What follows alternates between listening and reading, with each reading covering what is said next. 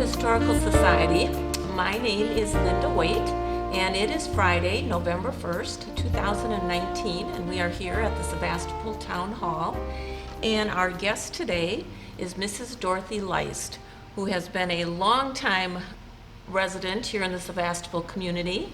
And Dorothy is going to tell us a little bit about growing up, and then we're going to talk about the life of the farmer's wife. So Dorothy, thank you for coming and visiting with us today. Let's see if we can get some background from you. So why don't you tell us a little bit about your younger days, your mother and father, their occupations. What did you do during your childhood? Well, I attended St. Peter and Paul's School for the 8th grade, and I have been a member of Sevastopol all my life. Mm-hmm. I was the last of 7 children, one boy and 6 girls. 3 of them married and were on farms, and the other lived in Sturgeon Bay, So we were always back and forth and kind of communicating what we were doing, and well, all I could tell them was I milked cows and and worked in the field, picked stones, whatever came up, well, I helped with it. And many times I milked the cows alone because John was in the field. And in thrashing time, of course, he was thrashing. And well, when the combines came out, well, that didn't stop either. That when it was nice weather, it had to keep going because we always planted plenty of grain. And now, at the present time, we don't have any animals on the farm, all but my cat. And, well, I'm still busy because I cut all the lawn, and I'm 93 years old. Good for you. Okay, going back to your childhood then, Dorothy. So what was your maiden name? Bocek. Bocek. Okay, so Bocek's also a Sevastopol community, Right. well-known name here in the Sevastopol community. And how did you connect with your husband then, John Leist? What year was that? He worked for my dad. He did, okay, on the farm? On the farm. And then once he went to another place and he worked, but he came back. He didn't like the place there. So, and in the winter, he worked for his dad. They had the lumber place in Velmy. Okay. Emil Leist. And he helped him saw logs.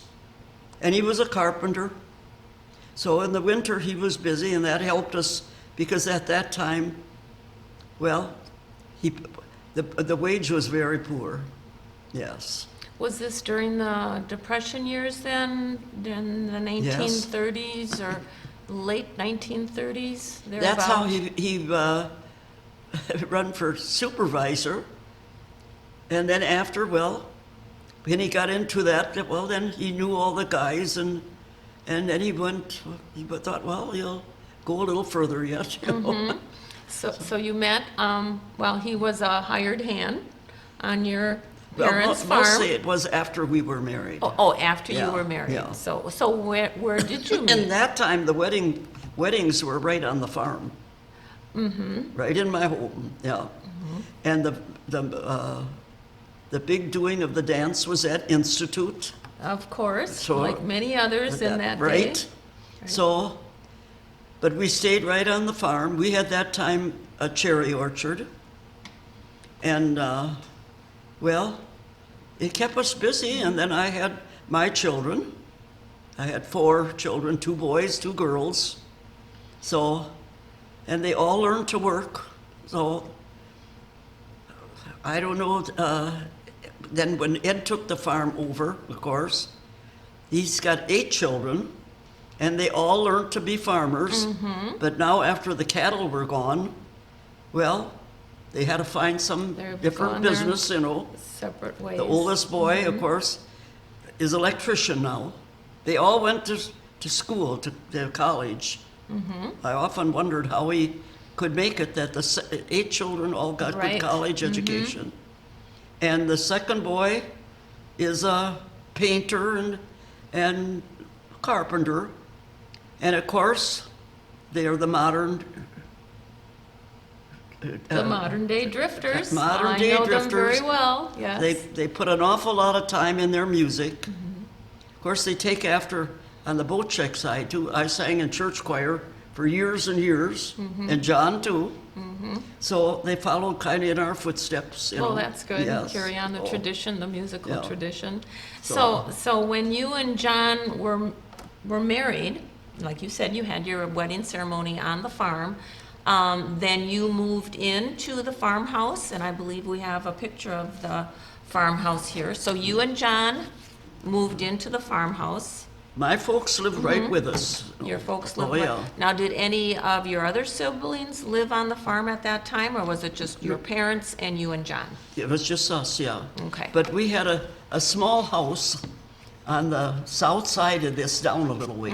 And my grandpa and grandma lived in that little house, because they were more connected with the farm. And when grandpa died, then my mother said to grandma, "You can't be alone." So she came and moved up into our house. So, and she was there till she died. So you had a full house Oh, most yeah. of the time? Yeah. Right.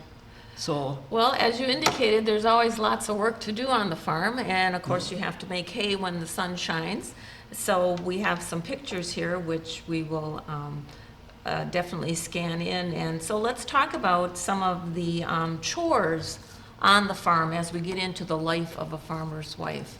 So, what was your job? Did you have to go out into the barn and help John with the oh yeah, milking? I always milked. Always milked? Always milked, Okay. yeah. And do you remember how many cows perhaps you Well, started off with? at the beginning, we didn't have that many. Like a But then dozen, maybe? as we put pipeline in and grade A Right. milk, we made, where the old trashing floor was, we put that into a barn. And there was room for 10 more cows in there. And for young stock, of course. Sure. And wherever John had to work in the field, well, I always helped him.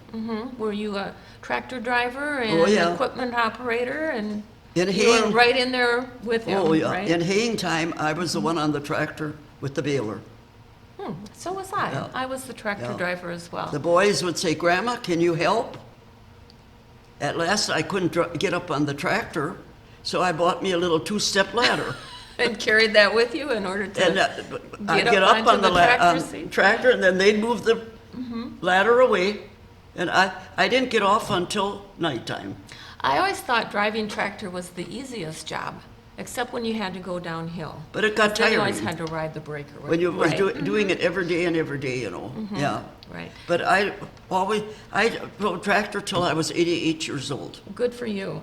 Now, when you were baling or threshing or corn chopping, I know on our farm, my mom would have to make a big meal for all of the hired hands. Oh, yes. And there was usually a lunch, and then there was a dinner, and then there was a supper. So I know she spent a lot of time in the kitchen, but it sounds like you spent most of your time Well- out in the field. Was your mom and dad, or My your mom did a in-law- lot of the cooking. And because baking? sometime I went even one time out, we were short of men, and I fed the trash machine.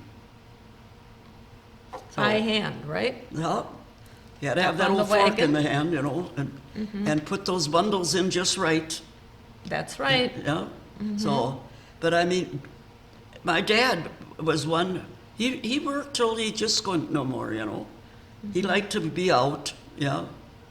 And then when I had my little ones, well, sometime he watched one of the little ones when I had to go Sure. see it. So we always worked good together. You Yes. were a good team. Yeah. For how many years? All my life And that's how many years? until John passed away 31 years ago. So my you were John. married for how many years? We were married Married. 43 years All right. before he died. Yeah. Congratulations. Yeah. That's a long time. Yeah. Now, so you had the dairy farm. Did you have any other livestock on there? Like I know a lot of farmers in the day, you said you had an orchard. So that was sort of like a little supplemental income if Well, you it- had But then cherries. one winter, we had so much snow, and it broke the limbs down on the cherry trees. So that was the end of it. We pulled them all out. What about chickens? I know a lot of farmers Well, would sell chicken. I or didn't sell bother with eggs? chickens, No, no. you didn't like chickens, or? No, it was but if you remember Mrs. Beery, I do, yes. well, when she called her chickens, I'd always get about 20 chickens, and they went in my freezer. Oh. So when you had chickens, they were already packaged? Well, and- they were and my mother, though, before, when I was younger, she raised chickens, some, yeah. But I didn't bother with chickens. No, that wasn't for me. Well, we both know that farming is a lot of work. And Oh, you yeah. rarely get any days off, and you rarely take a vacation. Did you and your husband get to take any vacations? Yes, we did. Okay, We had a cousin up in Canada that was going to have their golden wedding. So that's when the Geisels and John and I went to. Right. Yeah. And once before, we took our car and we went up there, because we started in Winnipeg and went right across country. Because To the last west. one was living only 11 miles from the Montana border. okay, So we've seen all the different country, sure. And that John liked because it was mostly farmers. And it was mostly grain fields, I Yeah. think, Saskatchewan And it was a nice Montana. time. They were combining. Ah. Oh, and that he liked, yeah. Otherwise, he didn't care about in the city, Right. yeah. Yeah. Okay, so, and then the children came along. So you had, how many children did you say? Four children, Four two children. boys and two girls, yeah. Okay, and they helped on the farm as well? They did. When they first started They did. out? Well, they each had their work, yeah. Their assignments? And the girls too. And if I went in the barn, well, they cleaned up the table and stuff in the evening and did whatever little chores there was to be in the house. Because we didn't have electricity on the farm until the year I got married. Really? Yeah. So you had the hand pump and the outdoor We had bathroom and Right, the outhouse in the right. back 40, or? And I don't know, we didn't have a telephone until a lot later than that yet. If you needed a vet or something, we had to go to Velmy and use the phone there, Sure. Yeah. So, Yeah. oh yeah. Okay. So we started off bare bones, and then we got all these luxuries down the line there, electricity and a telephone and a Yeah, well, modern car and a modern tractor. I'm looking at a picture here. You indicate that is you and John, that's an old on- Fordson tractor. an old Fordson. Okay, is that A before good many- the Ferguson? Good many times, you can see where he cranked. Okay. He'd crank So- it and crank it, and then that Right, last and then- maybe it would go, Okay, did Yeah. it have rubber tires or steel tires? It was like a rubber tire. Okay, because I can remember a tractor on our farm, I think it came with the farm, and it actually had steel tires. So you had this picture of you and John, and then, this is one of the grandchildren, correct? That's Ed's oldest boy, the one that's got kind of the band in his name. Right, Yeah. and so they had a picture, their couple picture with that same tractor, right? And And probably about 50 years later? that was, no, that is his intended. He's Right, to be his- married next September. Yep. And she's from Green Bay. This is Brian, right? Is That's this Brian. Yep. Yeah. mhm. And her name were is gonna turn it around, Tricia so- Martin Tricia Martin. And they have a wedding date set for next for year. next September. I think I just saw their engagement in the Yeah. paper. It was in the paper. Okay. And he wanted it to have the picture like when we were, John and I, on the tractor. Sure. So, yeah, Yeah, this, see? the similar picture. And we have another picture here, and I'm gonna turn this around so that our cameraman can see it. I don't think is that the Ford Ferguson, or that is with the combine, correct? No, that was Or a the thrashing case. machine. Oh, that big was a yeah. case. Okay. And that's when we were With the shipping the thrashing. milk cans, yeah. Right, and in those days, you put the milk into the milk can, right? You put it in a big tank with cold water Yeah. until the milkman came to pick them up. Right. And then he would bring the empty cans back the next day. Oh, yeah.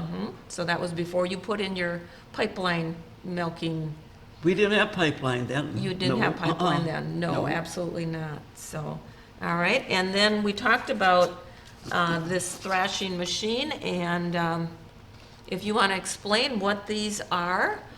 They're shocks. They're shocks, right? Grain shocks. And we mostly did that in the evening because, well, it was pretty hot, and you lifted those all the time and shook them down, so they stayed. Right. Because if a wind came, well, they were laying over, and you wanted them to get dry. Right. See? Yeah. So then you put them up into, I always thought they looked like little teepees. So the grain binder would come along, Yeah. grab a bunch of grain, put a binder twine around Right. them, and then we would have to come and put them into our little Put 'em in teepees shocks. so they would dry. Right. And so this was the old-fashioned way, this was the new-fashioned way, right? that's With right. the- Yeah. With the combine. Yeah. Well, this too. Well, one because- machine did everything for us.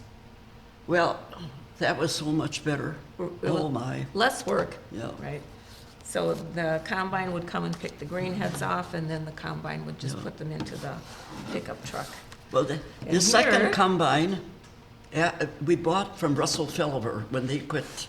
You know Russell, I do, Yeah. yes. So you had two combines? 2 combines. Oh, you were pretty prosperous farmers Well, then. we always, this year, I know he had over 100 acres of oats beside the wheat. Mm-hmm. And now the beans are in the field yet, The soybeans? soybeans. Right. Yeah. Yes, it's because it's so wet, it's hard to Yeah. get the machinery in And there. they're not ripening the Right. way they should. All right, and this is your herd of cattle. I see a date on here of October of 1967. So And that's they, not we had those Holsteins. Mm-hmm. across the road toward the swamp, because our land, it was got swamp on the Sure. west side, yeah.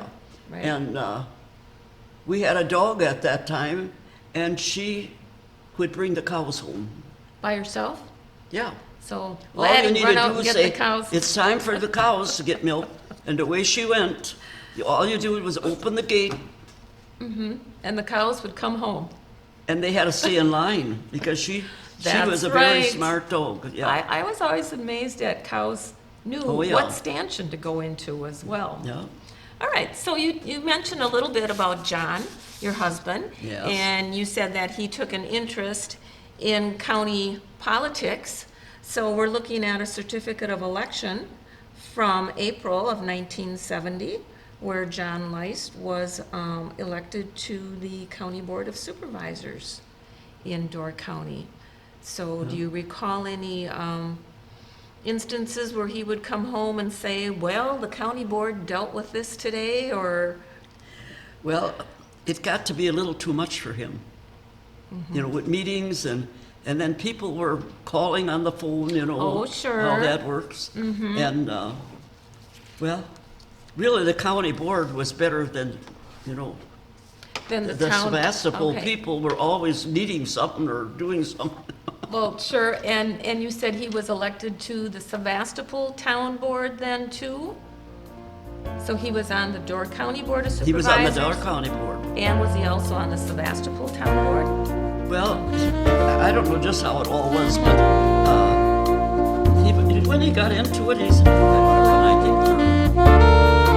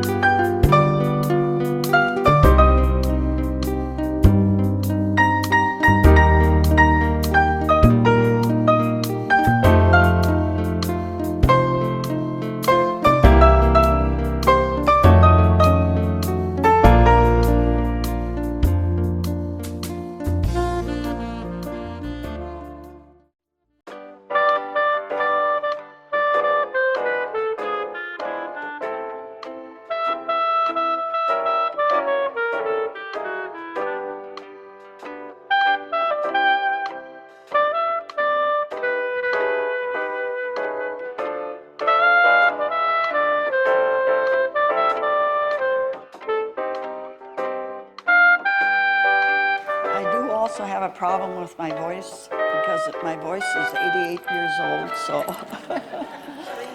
And I'm having a little problem with my hearing with water in the tube, so you'll have to bear with me. I know everyone has a story to tell, and this may be an unusual one, but it is one that hasn't been heard before. And this story happened many years ago. It is likely in stark contrast to today's standard of living. However, I think difficulties in life help to build character, and it makes one a stronger person. And so I'm not really a speaker, but I can read. Growing up in the Depression years, when I was born in 1931, the Depression was well on its way. My family was a farming family going back to the mid-1850s in Wisconsin. Our farm was 1 mile south of the village of Institute on what now is known as Country View Road. Many of the farms in the neighborhood were owned or mortgaged by the Federal Land Bank. Local banks didn't necessarily loan money to farmers, so the farm, with much hard work, provided a bare living. There never was much cash available, but at least farm people could feed their family. Things were harder in the cities where many people depended on the government to feed them. It was hard work on the farm, mostly physical. I don't remember any overweight farmers. I never thought we were poor, but our way of living was very frugal. And all our neighbors were in the same position. Some had more and some had less than our family did. As a child, I was happy in accepting things as they were. After all, I lived in a beautiful area with fields and woods to explore and enjoy, and I had a favorite dog who was always with me. He was a cow dog, and I was a cowgirl. In the summer, we walked through the woods, following the cow paths, taking cows to different pastures. I had many chores to do each day. I helped to carry in water after hand pumping the pails full for drinking, cooking, and washing clothes. It was my job to carry in wood for the cast iron cook stove and to keep the wood box filled. I helped in the kitchen, setting the table, getting in fresh milk each day as my dad milked cows by hand. I would take the milk pail to the pump and put it in a bucket of cold water to cool it immediately. When I was in 8th grade, age 14, we finally got electricity in the house, and we were able to have running water, as we called it. The first 18 years of my life, we had no bathroom in the house and no phone. It was kind of quiet. I loved the freedom I had during the summer months. I got to roam all over the outdoors, enjoying the sunshine, the clouds, the wind, and the rain. It was very precious. I loved it all, and it has to this day been a part of my soul. Every farm had its own orchards. I had my favorite trees, yellow transparent in the spring, summer apples that had no name, the crab and the snow apples in the fall. I loved climbing trees, and no one ever told me to be careful. That was a lesson one learned quickly. Most of the life's lessons on the farm were learned and not told. Because work on the farm was an important part of life, a strong work ethic was very early established. And because it had to be done, it was an accepted part of life. I never minded the smaller jobs for a younger child. One was taking care of the chickens, the feeding, watering, gathering eggs from the nests, cleaning the nests, the carrying in of the wood, hand pumping water from the well, keeping the stove reservoirs filled, and the cleaning and filling of the kerosene lamps.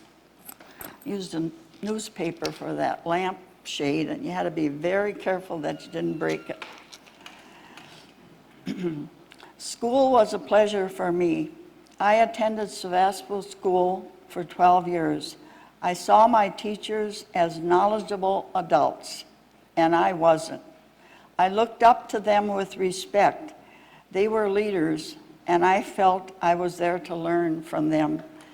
And we had a teacher, Mrs. Miller, in 3rd, 4th, and 5th grade. And before we started the class in the morning, we had a 15-minute session. She would write something on the board like, honesty is the best policy. And then we discussed that for 15 minutes, so we had a good start for the day. And the best part of the school was access to the small library. I read every book I could get my hands on during the school year. I remember reading my favorites over and over, and in 3rd grade, I was recognized for reading 100 books, a star for everyone. Though we had no books at home, we did get a newspaper, the Milwaukee Journal. In spite of the fact my dad only attended school until the 3rd day, he loved that newspaper. Excuse me.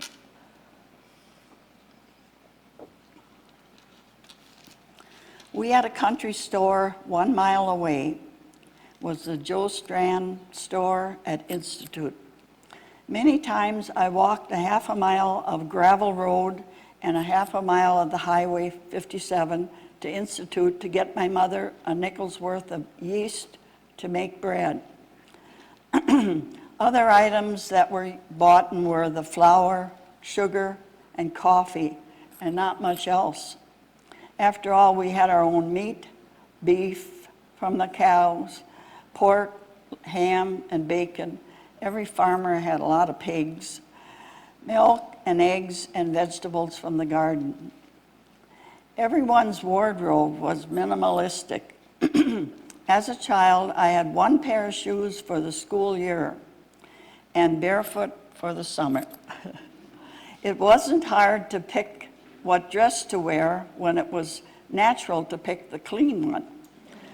Brown cotton stockings in cooler weather, held up with a garter belt, maybe a sweater, and a wool jacket for winter. A pair of galoshes, rubber boots, to wear over shoes in the winter. And that is why the closets in the old houses were very small. You didn't have much to put in them. Okay, in the summertime, cotton blouses and a pair of overalls were worn, which was very cool to wear, cool weather-wise. It was a time when no one had health insurance. Doctors would come to your house if really needed. Otherwise, there was Vaseline for cuts and bruises. And I remember one time when I had cancer sores in my mouth, my dad took me to see the doctor, who was Dr. Mulhauser from a long time ago, and he checked me out and he prescribed vitamin B1. And then my dad said, "How much, Doc?" And Dr. Mulhauser said, 50 cents. My dad paid him, and the doctor put it in his pocket. No secretary, no bookwork. How simple. No paperwork. Food was very basic. Breakfast, oatmeal with a hunk of sausage, sometimes pancakes, sometimes eggs and fried potatoes, and of course, bacon. Milk was a beverage for kids. Adults had coffee. Dinner was at noon. Meat was the main item. Beef roast, pork roast, chops, potatoes, always potatoes, boiled and sometimes mashed. Gravy, of course, vegetables in season from the garden. Bread was served at every meal, and lots of home churned butter. which I had turned the churn, and then you turned it this way. Have you ever had a slice of fresh bread from the oven with lots of butter and topped with brown sugar? What a treat. There was also soup with homemade noodles. My mother would roll out the dough till it was very thin and then hang them over the back of the chair to dry. She made cakes and pies. At times there wasn't as much, but no one went hungry. On Monday, which was wash day, we always had boiled navy beans with pork hocks served with potatoes and sauerkraut. Of course, German people had a lot of sauerkraut. Supper was an evening meal, whatever was left over from dinner or a hunk of bread and sausage. There was no box food or processed food, no cereal boxes because we really didn't have cereal until the war years, Second World War. Nothing out of a can. We carried our lunch to school. Early days it was in a syrup pail that had a handle. We made use of what was available. There were days when not much food was available, and that's when homemade bread had lard on it. Lard sandwiches. The lard was bacon grease with bits of brown in it. Have you ever fried bacon and dipped a piece of bread in it? Not bad. And to think I never complained what was in the bucket. When you are really hungry, just about anything tastes good. It would never pass in today's world with today's kids. Town was 7 miles away, and usually we would go once a week. Church was 4 miles away. It was St. John's Lutheran Church at Valmy. And I remember going to Sunday school and learning the Bible stories. As a small child, I would kneel by my bed to say my prayers. The wood floor was a bit hard. Many nights, my mother would tell me stories. Many were from the grim fairy tales, as I found out later. If there were no books, there was always a good memory of storytelling to pass on. Not read me a book, but tell me a story. For Christmas, I would receive a doll once in a while. There weren't many presents. We had a Christmas tree every year until I was 12. That fall, my brother, who was 15 years old, was killed in a farm accident. It was a sorrowful time, especially with my older brother, who was gone to the Second World War. There was no such thing as a birthday party when I was growing up. In fact, I had my first birthday party when I reached the age of 70. I really can't say I ever missed them. However, my aunt in Chicago, who was my baptismal sponsor, would send me $1 each year. I didn't always get to keep it, as one year it went to buy a bag of flour. That way all my family could benefit from it.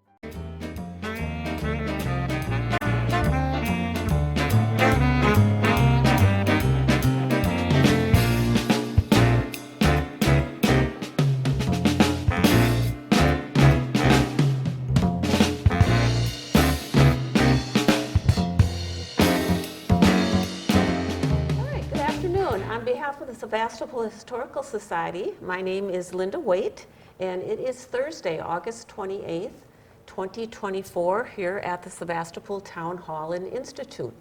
Our guest today is Shirley Geisel, a longtime resident of the Sevastopol community, and Shirley is going to tell us her story about growing up on the farm and get into the life of the farmer's wife. So Shirley, welcome, and thank you for spending some time with us this afternoon.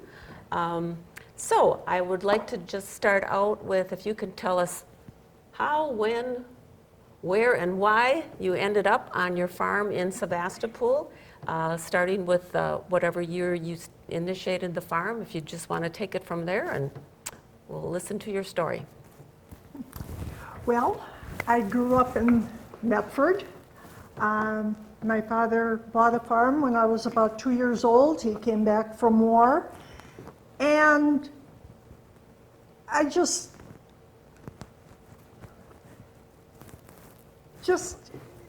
have many memories of growing up on the farm there. After graduation in '61, I came to Door County, and the reason I came here was my parents would come for a day and pick cherries for their own use and go back home. And I came up here to get a job. I worked at Sturgeon Bay Savings and Loan, and eventually I met my husband, Bernie, and in '65 we were married, and he was a farmer, and after a year of marriage, he said, I think it's time you come home from the savings and loan and help with the field work and farm work. And so that's where I began my life. Your life as the farmer's wife. Okay, Right. and I know you see that you do have some pictures here. We will zoom in on these a little later, but like you said, you met Bernie in or about 1965, and love at first sight, and the rest is history, as they say. Some childhood photos. Okay, so your farm, Shirley, is on Brower Road, where you are still today, correct? Yes. So how many acres did you start out with?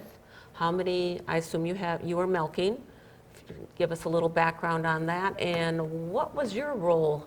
Let's say before the kids came on board, what was your role on the farm?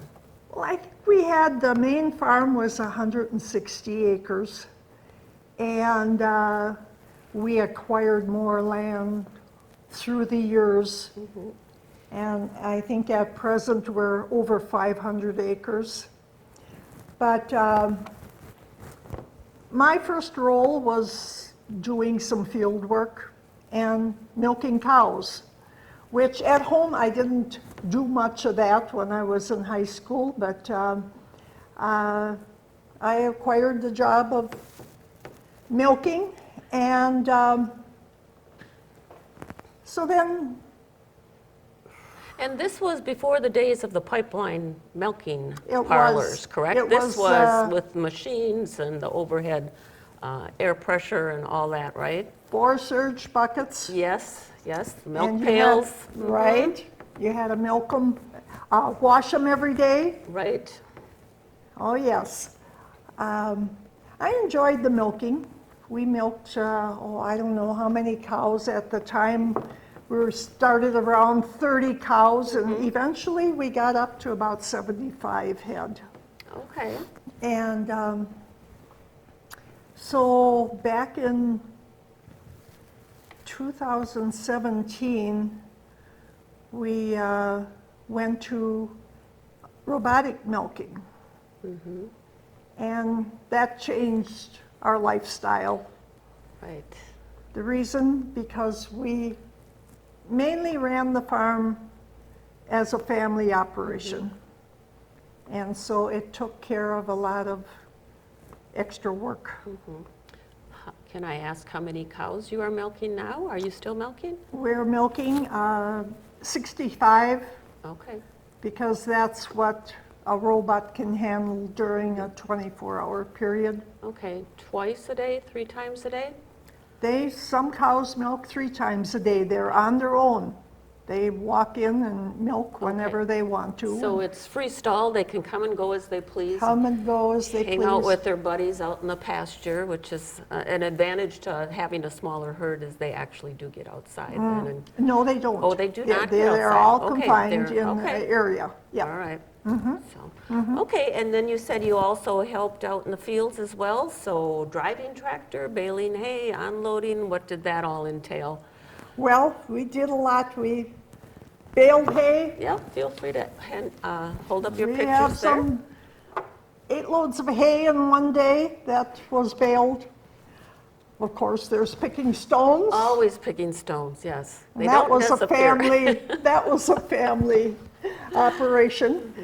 And we have an outdoor furnace, so I helped Bernie at one time cut wood, old Sure. trees in our back 80. So, and besides the farm work and that, yes, there was plenty to do. A lot to do. Okay, so eventually your family came along, and like you said, it was a family affair running the farm. Do you want to just tell us a little bit about your children and how they helped once they were able to help you on the farm? Well, we had 5 children. Our first one was born in 1967, I believe she was.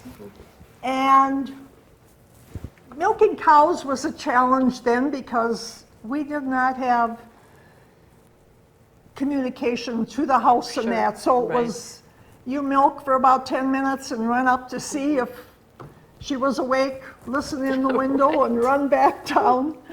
And eventually we had 4 children, 4 daughters. Jody was the oldest, and then there was Jamie and Heidi and our son Wade, and Tara came along at the end. So yes, they grew up learning how to work. Their first job was cleaning out the dishwasher. And Cleaning out the dishwasher or doing the dishwashing? You had a dishwasher? we All had right, a lucky you. dishwasher. I had to have a dishwasher. But that was their first job. But yes, we took them wherever we could. I can remember being in a tractor, driving with one hand and feeding a bottle in the Sure. other. Right. And so you made it work. You made it Right, work. right. Well, I grew up on a farm myself, and I think that's where my great work ethic came from. Just, the job had to be done, and it's your turn to do it, so out the door you go. So you have a couple other pictures there with, I think, the grain bind, or shocking and all Shocking that. of grain, okay. That was time consuming. Well, this was threshery. Oh, that's, okay.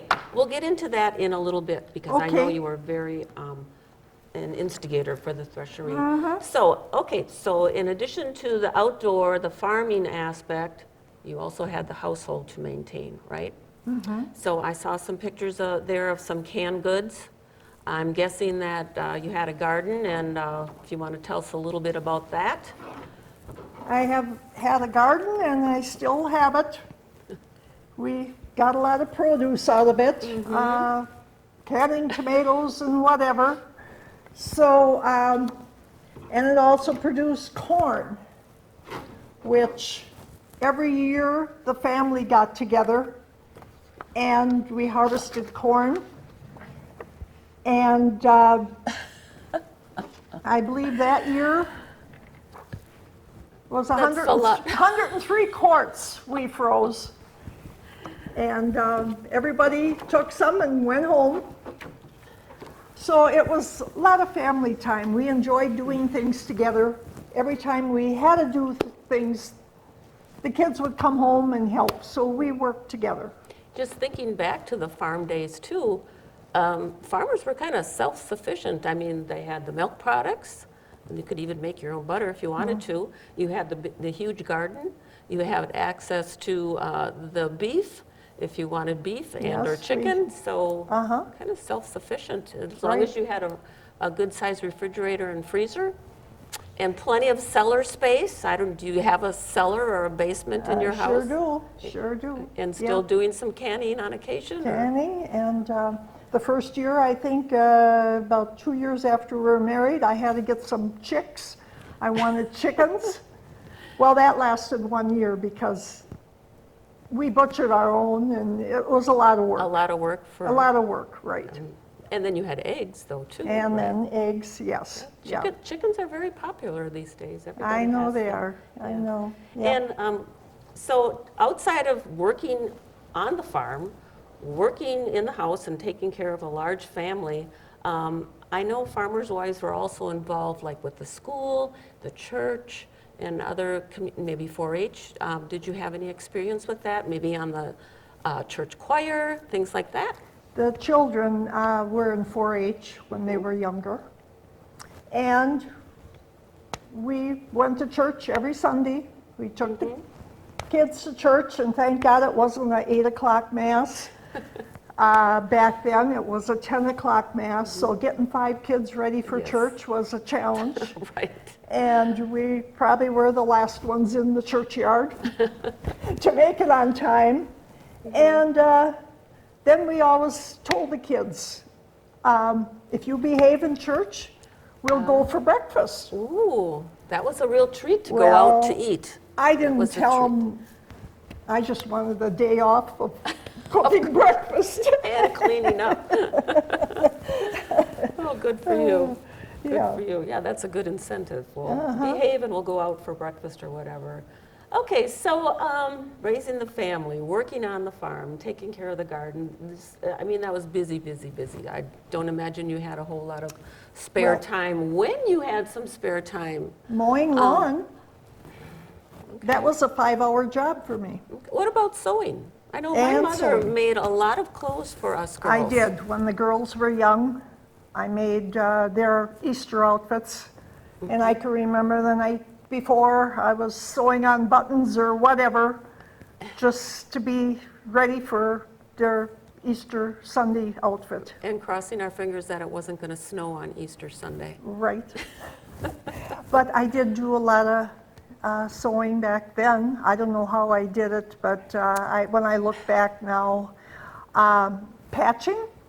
There was always Patching. blue jeans to patch, and Right. so I did a lot of patching. And then I went to quilting. I made some Oh, quilts. good for you. And trying to make all the kids a quilt, and I still do that. But Well, and you had girls, and we had girls. My mom made a lot of doll clothes. I don't know if you made I doll never clothes. got into Oh, that, okay. no. So- No. My girls surprisingly didn't. They were more They were into too busy. tractors and things Yeah. like that. That's okay, that's okay. And I assume they all had pets, cats and dogs Oh, and yes. everything like that. And Uh-huh. okay.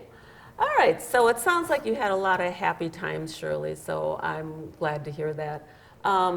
Any extra special memories? Like what, if you could recap the 60 years that you've been on the farm, what would be like the best memory that you can think of I think from our your perspective? best memories was for family to be together. Thanksgiving, Christmas. We celebrate all the holidays and birthdays, and the whole family gets together, and that means a lot. I know you have a picture there of your Christmas card with the entire family that just happened to get together. That was really nice. Yeah, this was a time that we all got together at daughter Heidi's home in Milwaukee for one day, and those are happy times. They are happy They times. are, they are. And your farm has hosted the Sevastopol FFA Alumni Breakfast several times, correct? 3 times. I would guess that is a major undertaking on the owner's part to get everything ready. What does that all encompass? It's a good time, you get things done that you put off. Painting, sprucing up. Right. Yeah, I have some pictures here of the dairy breakfast. There's the inside of our barn. Lots of cars. Lots and lots of people. And lots of people. And the breakfast. Yep, and the breakfast. So yes, three times we hosted it. It was great. It is It great. worked out. We enjoy it, and you meet so many people, and you're able to convey to them just what the farm is all about. Right. Actual life on the farm That's where the right. visitors can see what goes on and all the work that is involved in that. So we thank you very much for hosting the dairy breakfast. And speaking of dairy, I know that your husband Bernie was very instrumental in developing or bringing about our Northeastern Wisconsin Antique Power Association Threshery. Do you want to tell us a little bit about that? Yes, this started back in '83. He got together with a bunch of fellas to talk tractors. Well, that night he came home and he said, we join the club, the Northeastern Wisconsin Antique Power Association Club. And years before, we went to a threshery in Simcoe, Wisconsin, I've heard of that. every yes. year in the end of July. And we always enjoyed that show. So I guess at that meeting, he presented an idea, let's have a threshery. And so he said, we're going to have a threshery in August. And he says, I volunteered our farm to have the first threshery at our Oh. farm. Oh, well, that was another project. Surprise. So we had the first threshery, and it was a one-day affair on a Sunday, and we got rained out. Oh, no. So it was rescheduled for the next week, and it turned out great. Great. So the guys figured it went good that week. Let's have a 2-day threshery. And it went so well at your place, let's have it again there. Where I guess it was supposed to go to different club members at the time. Well, 15 years later, we had our last one at the farm. And since then, they were able to buy land about a mile as the crow flies. And we have 40 acres for holding the threshery, and I don't know how many members, but it takes a lot of members to put this Yes, on. it does. So anyway, these are some of the pictures of things. Our family kind of handles the larger machines, the threshing machine, the hay press, the shingle mill, Right, and the sawmill. right. And this was a picture of threshing, shocking oats that you use at the threshery. Right. So this past year, we had our 41st year of the threshery, which is great. Right. I'm so happy it lasted this long, long and as it it's has great interest yet. So. And you were able to acquire your own piece of property, so that's a permanent buildings there now. That's right. There's a concession stand and a pavilion, you have live music in that. I think between our dairy breakfast and our threshery, if you're visiting Door County, you have to, those two events I think are two of the best events that Door County It hosts. is. It's so. unique and gives a lot of insight as to what our forefathers put forth so we could continue our farming industry. Especially with just seeing the differences in the machinery capabilities. You know, we used to do everything by hand. Well, now it's very mechanical and digital, and technology has stepped in, That's so right. making things a little bit easier, but still You have to have hands-on and be there and monitor it all. So, well, this is, has been very interesting, Shirley.